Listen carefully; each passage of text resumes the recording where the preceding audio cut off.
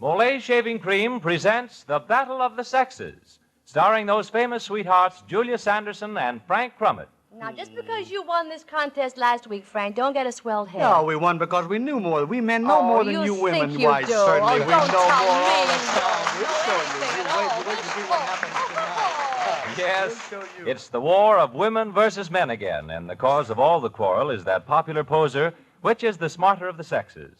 The fight and furor started back with Adam and Eve, so Molay Shaving Cream wants you to have the fun of finding out once and for all. Each Tuesday at this time, Molay brings you this verbal knockdown and drag-out between two competing armies, one of women, the other of men, each truly typical of its sex. Now, which side you choose to fight on doubtless depends on your own sex, so why not join the army of listeners from coast to coast and keep score on your own answers? But all diplomatic relations have been broken off, and our two armies are ready to fight. Here is Alan Kent to referee this battle of the sexes. Ready to fight is right, Jack Costello. In fact, we're almost having to hold our armies apart, figuratively speaking, of course. On this side of the microphone are our four intellectual Amazons, the ladies, headed by General Julia Sanderson. On this side of the microphone, our four mental mastodons, the men, headed by General Frank Crummett. As you all know, our armies are picked from our audience here in Radio City. They are positively unrehearsed. Now, here are the Queensbury rules for question fighting. Each contestant will be given a question by the general of his or her team. A correct answer will count 10 points. If a question is missed, you will hear a familiar chime note that sounds something like this.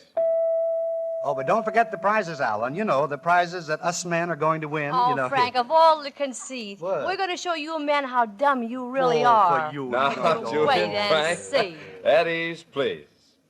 The men are ahead so far in this series. In fact, the men have 247 points against the women's 205. But tonight may be another story.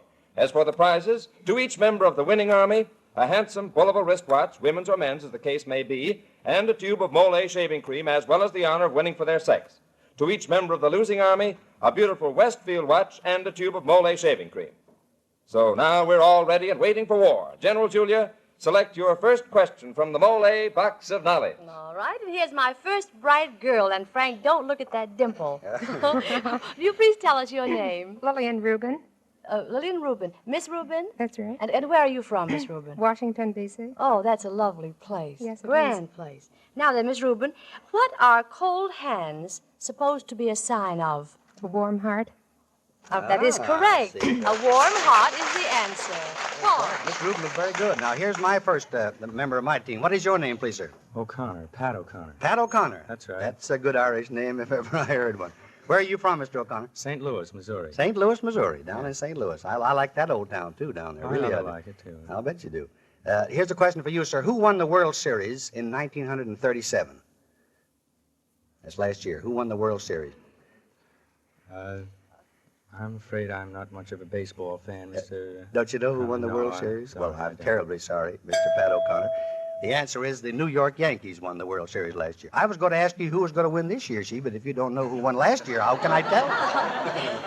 Now, will you please tell me your name? Mrs. Alexander Davis, Mrs. Davis, where do you live? Washington Courthouse, Ohio. Oh, in Ohio, from the Buckeye State. That's right. Oh. Well, now, Mrs. Davis, what kind of a newspaper column does Beatrice Fairfax write? She writes a column on love. She does? What kind of, she does, but what kind of a column on love? It's questions and answers. People write in questions and... That is correct, isn't it, Alan? I think that's correct. Absolutely correct, and 10 points for the women's army. Yes. She gives advice to the lovelorn. I see. Well, those girls from Washington Courthouse, that's pretty close to my hometown of Jackson, come to think of it. What is your name, sir? Milton Rogalin, Milton Rogalin. That's Where, right. Where are you from, Mr. Rogalin? New York City. New York City. That's You're right. right here at home, aren't you, sir? I am. Well, here's your question, sir. What is the capital of Nevada? Capital of Nevada. State of Nevada. Did you know the capital? I'd like to tell you, but it's against the rules. I can't. Yes, I appreciate that. I'm inclined to say Reno. No, I'm awfully sorry, Mr. Rogalin. I'm sorry, sir. I wish I could have told you, but the real capital of Nevada is Carson City. I'm sorry, sir. Now, here comes my team. Now, what is your name, please? Marion Mercutio. Marion Raguseo. And where do you live? Brooklyn, New York. Brooklyn. Oh, you're not far from home, are you? No. Well, now, what was the best-selling novel of 1937 and still has not been produced as a movie? Gone with the Wind. Yes, and I do wish they'd produce that picture. Gone with the Wind is correct. Why should you let it worry you about that picture now? Here we are, sir. What is your name, please? Richard Daniels, Richard Daniels. Where are you from? Boston. Boston, Massachusetts. That's You're right. up near our home now. Were you caught in that big blow up there? Yes, we were. Where were you doing the blow? Down the Cape. Down Cape Cod? Cape Cod. It was pretty bad down there, wasn't it? I'll say it was. That was quite a breeze we had up there, It was wasn't a it? real breeze.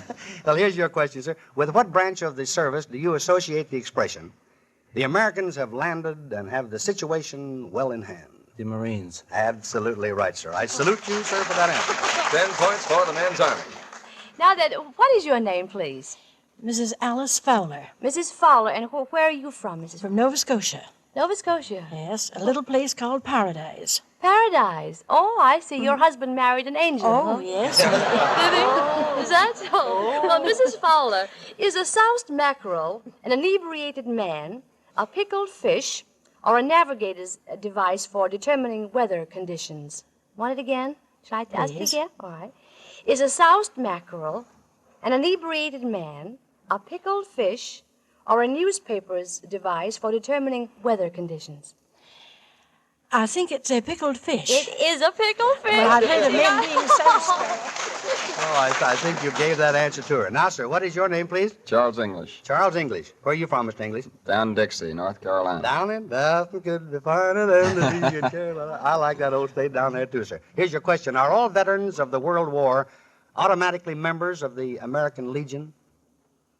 I don't believe they are. No. I'll say no. You're quite right, sir. You are quite right. So they are not eligible for American Legion, but they are eligible for membership. I mean to say the veterans are not automatically members, but are eligible for membership. I tripped over a tonsil there, Alan, if you'll pardon me trying to... Now, Miss Rubin, what African people consider very large lips a point of beauty?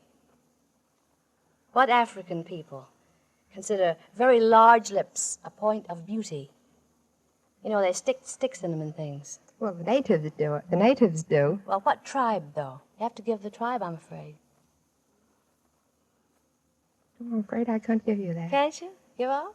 Uh-huh. Oh, dear. Well, the answer is the Ubangi tribe. You bang me and I bang you. And... We bang you both the same. I thought you'd be along My on Frank this. Crow. Now, Mr. Pat O'Connor, your question, sir, is about how many people had crossed the Atlantic by air before Lindbergh, would you say? Well, About how many let's people see. had crossed the Atlantic by air before Lindbergh? Zeppelin went across with Yeah. a crew of about 30 men. Yes, how many would you say? The I'd question is say- about how many people had crossed the Atlantic by air before Lindbergh. I'd say 35. Well, that's about a half good answer, I'd say. The real number is 64 by airplane and dirigible. What would you say to that, referee? I'm afraid that wasn't close enough, and we can't give the men's army any points. Sorry, Mr. O'Connor. All right, I tried. Oh, you did try, Miss Crummett. Mrs. Davis, the skin of what animal is called Hudson seal? The skin of what animal is called Hudson seal? Dyed muskrat. Dyed muskrat is correct. She's perfectly right. See how us Buckeyes go. Now, Mr. Roglin, your question, sir. How often is a national census taken in the United States? How often do they take the census here in the United States? How often? Every 10 years. That's quite right, sir. Every 10 years they take the census, huh? Oh. Now, Miss Raguseo, if you bought a pound of feathers and a pound of gold, which would weigh more? Oh, they both weigh the same. No, they don't. The feathers. As there are 16 ounces to the pound of feathers. Gold is weighed by the troy weight, and that is 12 ounces to a pound. It's a hard question. Well, I know, but I thought you answered that very well, my dear. Now, Mr. Daniels. Mr. Daniels, your question, sir. What has been carried by runner, horseback, stagecoach, railroad, carrier pigeon, and airplane? Mail. Yes, sir. That's very, very nice, sir. Very, very nice, sir. That question was like a hit over second base, sir, and here's something. If you'll accept this tube of mole with my compliments, we'll make a hit with your face. Mrs. Fowler, if you were about to pour boiling water into a glass, what would you do to prevent the glass from cracking? You're going to put... Well, one way is to put a silver knife in that glass, and that helps to conduct the heat away so that the glass does not expand too quickly and break. Now, I think that's correct, Alan, don't you? We have as the answer here a silver spoon, but what's the difference what's the between a difference? silver knife and a silver spoon except What's the for people difference, watch it? Alan? No. Very little. Mr. English, here's a question you'll smile over, I know, sir.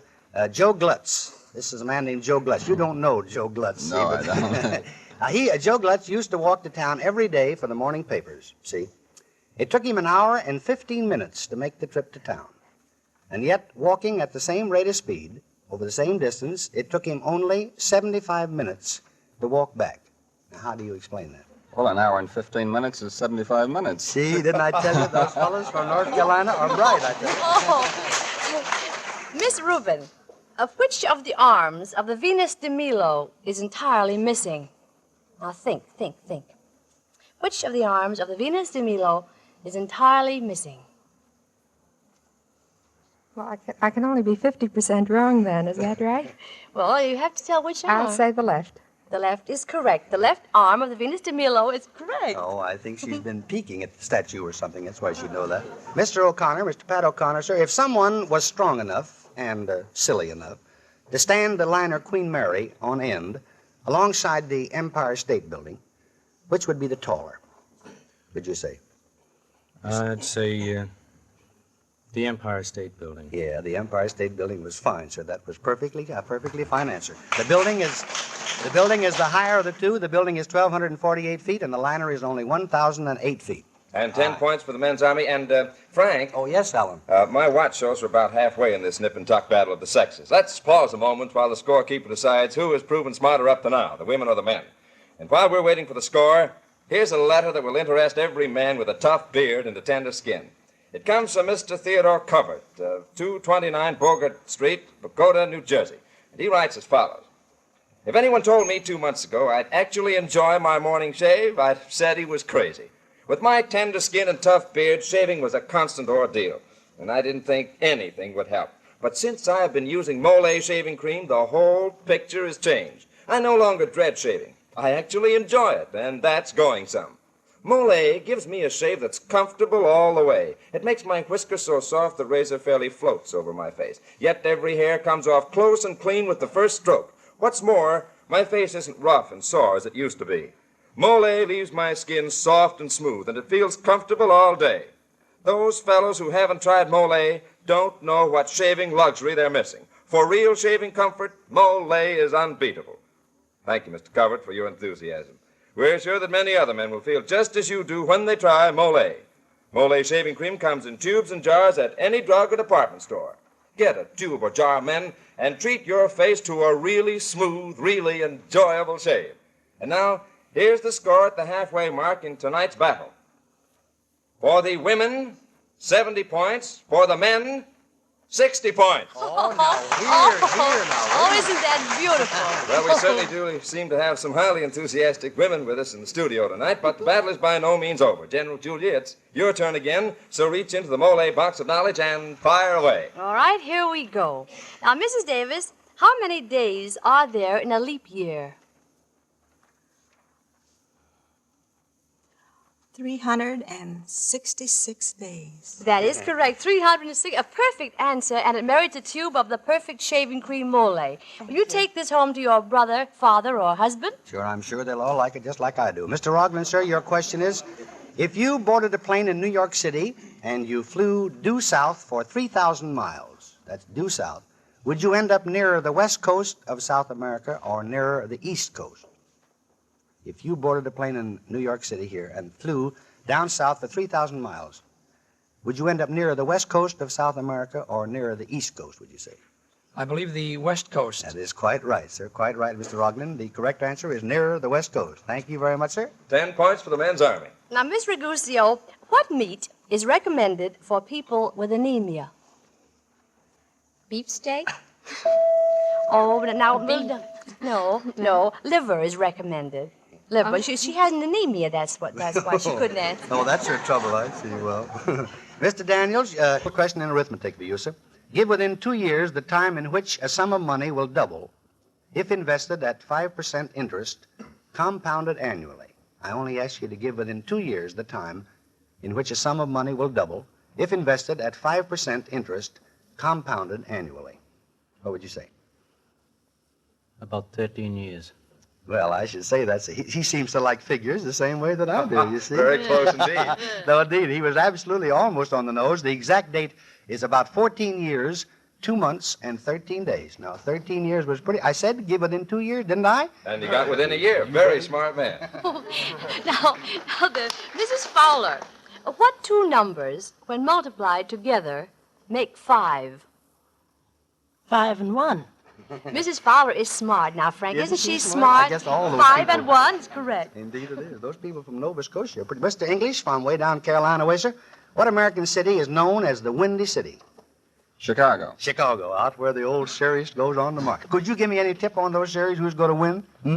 Now, I guess I can't find out from this thing. Miss Rubin, if you were mesmerized, what would have happened to you? If you were mesmerized, what would have happened to you? I haven't the vaguest idea. Oh, yes, you have. Now, wait.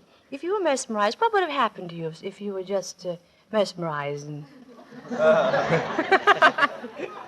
I still have no idea. Well, you would have been hypnotized. See? I'm sorry. Mesmerized and hypnotized, the same thing. Mr. Pat O'Connor, first, before I ask you this question, are you married? No, You're not, huh? no. Well, you be careful. Yes, I You know, you see this look in my face, don't you? Yeah. Yeah, that's what brought that on. Now, here's something that maybe you would know this. I hope you do, though. Is it improper to ask a married man to be best man at your wedding? No, it isn't improper. It isn't. That's very fine. See, married or no, you can answer that question. That's very good, sir. The correct answer is no. It is not improper to ask a married man to be the best man at your wedding. So I'll be yours, Pat. Oh, well, Come on. you told him. You told him. No, I didn't told him. Mrs. Davis, in what city in the United States do tourists flock in the spring to see Japanese cherry blossoms? Washington, D.C. That is correct, Mrs. Davis. They do. Washington, D.C. Oh, she's been down there, I could tell. Mr. Rogland, sir, what is the usual distance of a marathon race? The usual distance of a marathon race. I believe it's 26 miles. That's right on the nose, Mr. Rogland. That's right on the nose, cancer. That's kind of an answer that wins a great big tube of Mole shaving cream, and I'm sure that Mole will win you, too. My, we're getting awfully close, aren't we? Miss Raguseo, when you use the slang expression, cool your heels, are you kept waiting, or resting after a dance, or taking a foot bath? Resting after a dance.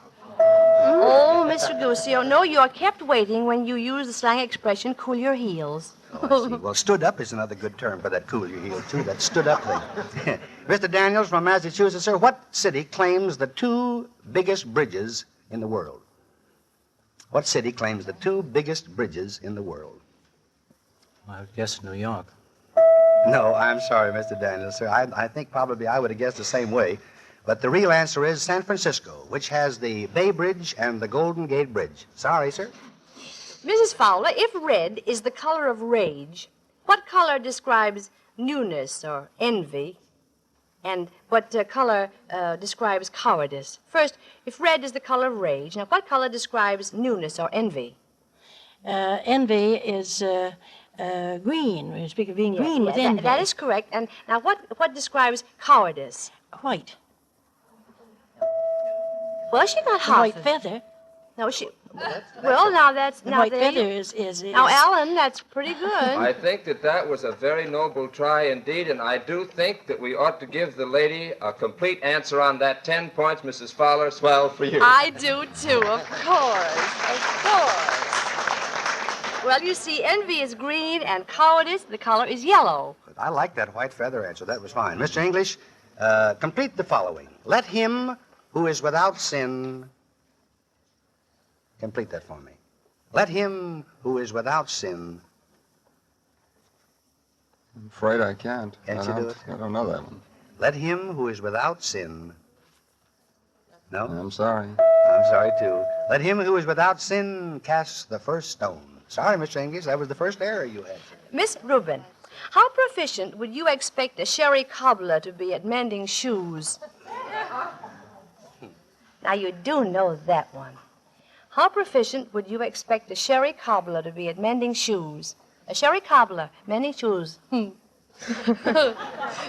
I think he should be proficient in it. Well, you see, Miss Rubin, sherry cobblers are drinks made of wine, lemon, sugar, water, and ice. You see, and they couldn't do anything about shoes. I see. Well, maybe she doesn't get around much to know about those sherry cobblers. I don't think. Mr. O'Connor, to whom does the name Tommy Atkins refer?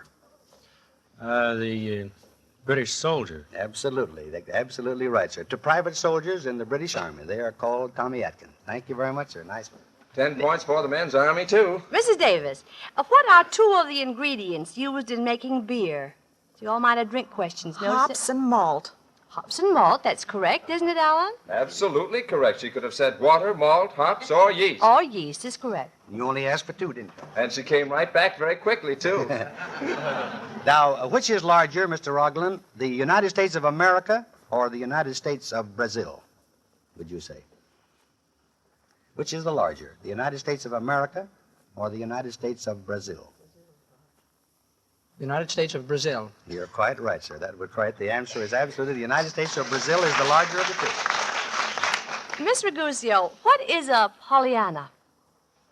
Name of a girl. It's a book. Well, what is a Pollyanna? What does it mean? One who talks a lot. It talks a lot. Polly, yes. Well, Polly, but this is Pollyanna. No, I guess it has to be better than that. What is a Pollyanna? One more chance. A lady gossip. No. A Pollyanna is a person who always looks on the bright side of things. See, Frank Crummett's a Pollyanna. Oh, I thought that was coming. I thought that was one of those things.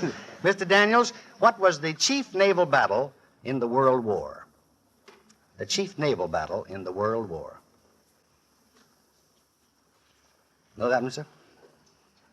I don't think I do, unless it might be the Battle of Jutland. Well, indeed you do know if you say that. That's absolutely right. The Battle of Jutland was the correct answer. Mrs. Fowler, what is a Mrs. Grundy? A prudish person, a character in Grimm's fairy tales, or a dressmaker's dummy? Mrs. Grundy is a prudish person. Mrs. Fowler, you are so smart. I just think she's grand. She's grand. I'll say she is. Mr. English, here's another one for you, sir. Who was the first president of the United States to visit the European continent while he was in office? Who was the first president of these United States to visit the European continent while he was in I office? believe it's President Roosevelt.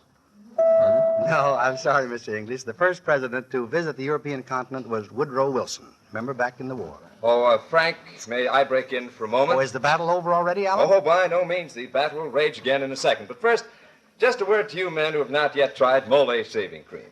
Mole simply cannot burn or dry or irritate your face. It will not give your face that sore, tender feeling. Mole, on the contrary, actually soothes and comforts your skin. That's because it's an emollient cream. It contains no potash or lye. In fact, Mole is made without the use of harsh caustics of any kind. Mole, instead, is made with delicate oils. These oils soothe the skin. They also lubricate the shave. They make a smooth shave a slick shave. When you shave with Mole, your razor cuts free and clean. It doesn't pull or scrape or nick or stumble. Moreover, your face doesn't feel hot or sore or tight after the shave. No, sir. Gentlemen, a Mole shave leaves your skin so soft and smooth and supple, your face actually feels better for having been shaved. That's because Mole not only gives you a great shave, but a swell skin conditioning as well. Whether or not you suffer from that common trouble, tough beard and tender skin, try Mole shaving cream. You'll find it different. You'll find it better. You'll find it's the last word in really comfortable shaving. All drug and department stores sell Mole in tubes and jars. The jar is the better buy. Ask for Mole, M-O-L-L-E, Mole shaving cream. All right, my fearless field marshals, comes the final fusillade. Here's your last chance to bound from behind or shoot up your scores. General Julia, ready? Take aim. Fire. All right, here's my girl with a dimple. Now, Miss Rubin, if having your tonsils out is called tonsillectomy, what would you call having your appendix out? Tonsils, tonsillectomy, appendix out. Can I tell a little bit more? No, Frank? you can't now. No, you can't now. Don't do that. It's a long word, but I mean, you know. Time is fleeting. Read again. No. Don't you know it? Well, I guess. All right, Appendectomy? Absolutely. Of course, she's correct. Appendectomy is correct. Yeah, well, I should say she guessed pretty well there, if you ask me. Pat O'Connor, what and where is Devil's Island? Devil's Island is off the coast of the northern part of South America. It's up in the Caribbean Sea. Do you know what it is? It's a French prison. That's absolutely right, sir. I'll have to leave that to the referee. It's a French penal settlement off the coast of French Guiana. I have to ask Alan, where is French Guiana now? French Guiana is just exactly where Mr. O'Connor said it was, well, and so the men's army gets 10 points. I knew if I chose him, he'd answer right. I didn't know, but it was all right. Now then, Mrs. Davis, who invented the first successful fountain pen? Fountain pen. Mr. Fountain. Waterman. Oh, well, she said Waterman. She said Waterman, Alan. Oh, she did. I couldn't hear from over here, Frank. I thought she said Mr. Fountain. Well, but Mr. Waterman. But she said said the Fountain Inn in Eustis, I guess. But she said Waterman after, didn't you? Mr. Waterman is correct. That's fine. And 10 points for the women's army. I'm sorry, Mrs. Davis. Mr. Rogland, sir, now rearrange according to rank. Captain, Commander, Admiral, Vice Admiral, and Rear Admiral. These are all, as you know, officers in the Navy. I'd like to have you rearrange according to rank. A captain, a commander, admiral, vice admiral, and rear admiral. Which would rank the highest? Who's the first one? The highest ranking one. May I have them again, please? Surely. It's difficult. These are mixed up, you understand, Yes, of Mr. course. Ogden. Now, there's a captain and a commander, admiral. These are wrong, you understand. Admiral, vice admiral, and rear admiral. Now, which would be the highest ranking officer? Oh, I imagine the highest would be the Admiral. That's quite right. And what would you say would be next? The Rear Admiral. And Just a minute, Generals, if you please. That, I'm afraid, is the last bombardment in tonight's Battle of the Sexes. All right, Alan. I can see that our statistical staff of lightning calculators is furiously figuring, and I believe that it's almost ready. Just a moment, we'll have the final score. Yes, here it is. For the winning men's army, 155 points. For the women's army, 150 points. All right, gentlemen, step right up, and congratulations on your victory tonight. Here you are, this magnificent 21-jewel Bulova wristwatch and a tube of Mole shaving cream for each of you. And cheer up, ladies, it's your turn. Here you are, each of you, this beautiful 17-jewel Westfield wristwatch with bracelet to match and a tube of Mole shaving cream. The cumulative score for the entire series of battles thus far show that the men are leading the women by a total score of 402 to 355. There, now you see? Yes, sir. Now, doesn't that show that we men are the smarter, huh? It shows nothing of the sort. It just shows you had good breaks. Yeah, good brains, Sure you it mean. did, and good brains, brains, oh. my arm. Yes, the battle of the sexes goes on and on and on. But let's tune in on it again next week when we'll bring you more quarrels and questions. So join us then for more fun in another free-for-all. This is Alan Kent taking a bow for Frank Crummett and Julius Anderson and pointing out in a few words that the smart shaver uses Mole shaving cream. And now, a hint to the wise. Ladies and gentlemen, save wisely on dry cleaning. Spare your pocketbook the expense of cleaning entire garments so often. Clean and freshen your clothes with Energine cleaning fluid. Energine removes the dirt and grease spots which necessitate most dry cleaning, and it takes out the whole spot, the complete spot, almost like magic. It cleans without harm to the finest fabric or the most delicate fast color. Just dampen a clean cloth with Energine, and you can remove dirt and grease spots and clean and freshen all wearing apparel. Suits, dresses, coats, neckties, scarves, hats, gloves, suede handbags, and shoes. You can clean in any emergency, as Energine dries quickly and leaves no odor. So try Energine. It will save its cost 100-fold in fewer cleaning bills and longer wear from clothes. It's economical to use, for it's all cleaning fluid. Every drop cleans. So get a large can of Energine for just a few cents from any drug or department store. But be sure you specify genuine Energine, Energine, Energine cleaning fluid. This is the National Broadcasting Company.